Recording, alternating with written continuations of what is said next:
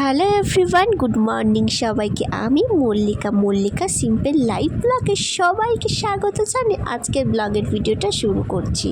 আমি উঠেছি প্রায় তখন 5:30 বাজে।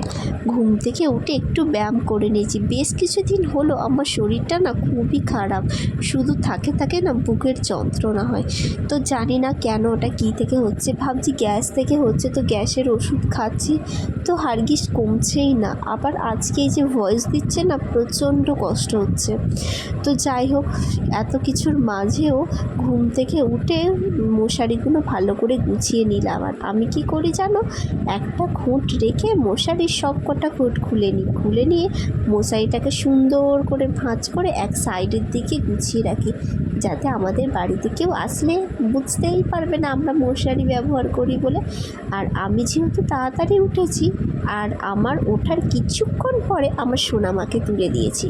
বলছি যে অনেক বেলা হয়ে গেছে, তুই নাকি পড়তে যাবি, তো ঝটপট উঠে যা।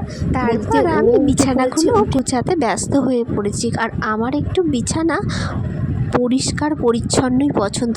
টান করে বিছানা গুছাবো, সব কিছু জিনিসের যেখানকার জিনিসের জায়গা সেখানে থাকবে, এটা আমার খুবই ভালো লাগে। আর আমার মানু ব্রাশ করতে বলেছি, ও দেখো না ব্রাশটা নিয়ে একবার এদিক একবার ওদিক একবার, তো এরকমভাবেই জ্বালাতন করতে থাকে।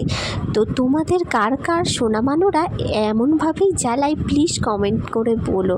আমার বিছানা গুছাতে একটু টাইম লাগে, কেন বলো তো, আমি বিছানাটা একদম পারফেক্টভাবে গুছাই। এই যে চাদর গুড়িয়ে থাকবে ওরকমভাবে বিছানা গুছালে না আমার ওটা পছন্দ হয় না, ঠিক আছে। তারপরে আমি কাঁথাটাকে গুছিয়ে নিলাম। আমি জানো গায়ে কাঁথাই গায়ে দিই, চাদর না, ঠিক আছে। তারপরে বিছানাটা গোছানো হয়ে গেলে ঘর মুছিয়ে নিচ্ছি। ঝাঁটটা অনেকক্ষণ আগেই দিয়ে দিয়েছিলাম, কিন্তু ঘরটা মুছিনি, কেন বলো তো, বিছানাটা গোছালে বিছানা ঝাড়লে না অনেক নোংরা পড়ে, তাই জন্য ঘরটা ঝাঁট দেওয়ার অনেকক্ষণ পরেই মুছি। মুড়ি খেয়ে তারপরে আমি রান্নার কাজে চলে এসেছি। আর এই ইন্ডাকশানে তরকারি বসিয়ে রেখেছি, আর কিছুটা চচ্চড়ি আমি গ্যাসে বসিয়ে নিচ্ছি, তাতে চটপট রান্নাটা হয়ে যায়।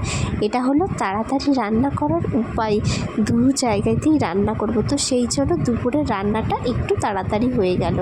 তারপর দুপুরে লাঞ্চ করে সন্ধেবেলার দিকে আমি মানুকে নিয়ে পড়তে বসিয়েছি। আর কিছুক্ষণ পরে পড়ানো শেষ করে বাজার গুছাতে চলে এসেছি। এটা হলো লাল নোটে শাক। এই লাল নোটে শাকে 2 আঁটিতে 10 টাকা নিয়েছে। আর আমি উচ্ছে খাই না, আমার মানু কিন্তু উচ্ছে খায়, উচ্ছে আলু ভাজলে। তো এতে আছে উচ্ছে আর কাঁচা লঙ্কাটা আমরা প্রায় সবাই খেয়ে থাকি। আর এই হলো পটল। তো চলো বন্ধুরা, আজকের ব্লগটা এই পর্যন্ত, টাটা সবাইকে।